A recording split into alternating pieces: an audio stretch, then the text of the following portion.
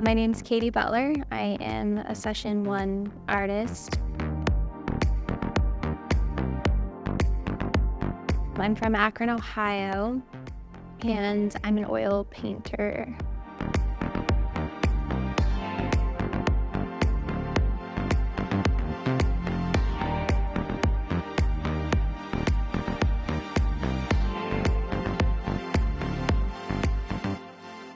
I've always been interested in art, and I've always been making paintings and drawings. I had really good mentors in school, so when I went into school undeclared and started taking painting classes, my mentors kind of guided me and made me realize that this was something that I could actually pursue academically and professionally, so I continued on from there. Oils I started in undergrad. I started taking painting classes my first semester, and we learned oils right off the bat, and I got hooked from there, and I've been working primarily in oils ever since.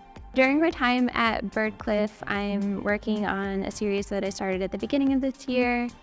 I make still life-based work about the disparities that exist in our political and economic systems, and this particular series that I'm working on is about the superficiality of often very wealthy politicians running multi-million dollar campaigns on quote-unquote bread and butter issues or kitchen table issues.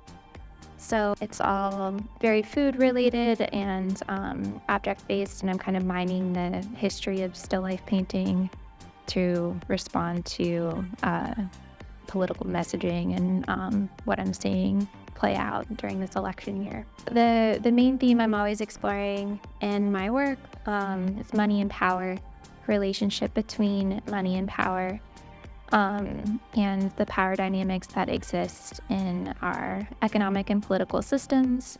That's a through line that's important to me because I see the issues of money and power, whether you have it or you don't, kind of running through everything that I care about and I'm interested in.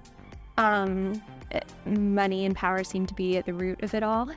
So I've been exploring that dynamic in the work. Initially, my work usually starts with some kind of word or phrase that I hear or pick up on in the news. So I'm usually reading the news every day, or I'm listening to it in the background in my studio, and I'll jot down a word or a phrase that interests me that I want to research later. And it's usually some kind of like food related metaphor, like kitchen table issues, for example. I'm really into wordplay, so phrases that maybe have like double meanings or multiple meanings.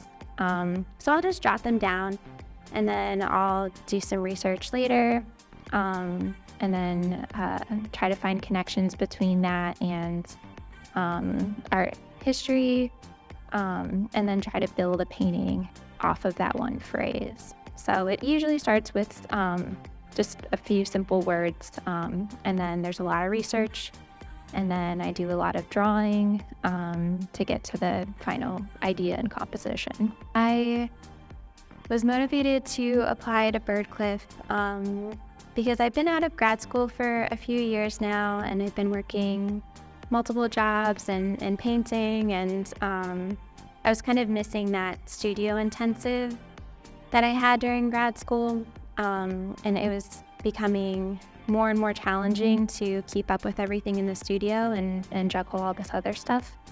So I really needed studio time, and Byrdcliffe has been amazing because I've been able to get up in the morning and come here and paint and uninterrupted all day, and it's been really, really valuable. One of the biggest challenges with this series and pretty much my work as a whole has been figuring out a balance between getting my messages across in the work, but not being too heavy-handed. So obviously I'm making work about very particular issues, and I want that to be evident, but I also just want them to be good paintings, and I don't want them to be dismissed too quickly or too easily. You look at it, you get it, okay. I want it to be more than just the content. So trying to find that balance is probably the biggest challenge. So previously I've been thinking about the audience as just how would they read these paintings? Would they pick up what I'm trying to put down? But most recently I've been thinking about how I can engage them a little bit more directly and impact the community in a positive way. So in my most recent shows, I've been trying to put on some kind of programming or event that's related to the issues that I'm making work about. So last summer, I did a solo show in Ohio that was all about very specific bills that were being put on the table in my home state. And I worked with my gallery and an organization to put on a fundraiser to raise money for this ballot initiative and to help get it on the ballot and raise funds for to promote and advocate for reproductive rights in Ohio. And that was what the work was about. And this series of the bread and butter paintings, in July, I'm going to be going back home and showing them in Akron and working with the regional food bank to host a food drive and to get people together to talk about their own bread and butter issues. So I've been trying to engage a little bit more directly with the audience in that way. If you're an artist applying to Byrdcliffe, I would advise that you just think about what you want to get out of it here. It's good to obviously have some kind of idea of what you want to do here so that you can have supplies and prepare. But I think it's important to think about what you want to get out of it as well. So maybe you'll come in with a specific idea or project that might go out the window when you get here. So think about, do you want to get a lot of studio time out of this? Do you want to experiment or try something new?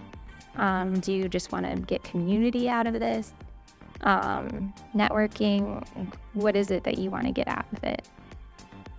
Not so much the specific painting or project that you want to complete. I think it's good to build a community of artists and like-minded people.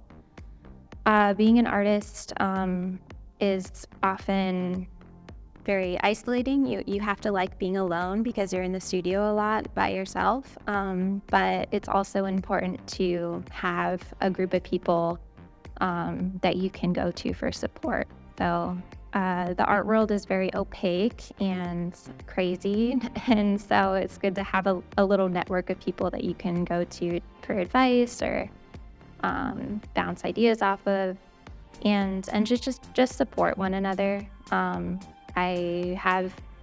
I got into a show in LA. How do I get the painting there? Or I got into a residency, but I don't know how to pay for it.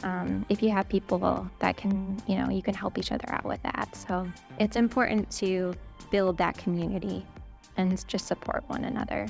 Yeah, I've definitely found a community at Byrdcliffe, and I think that's one of the benefits of doing a residency. Yes, you get lots of studio time, but you also get to meet new people who have different experiences from you and just to learn from one another. So it's been really nice.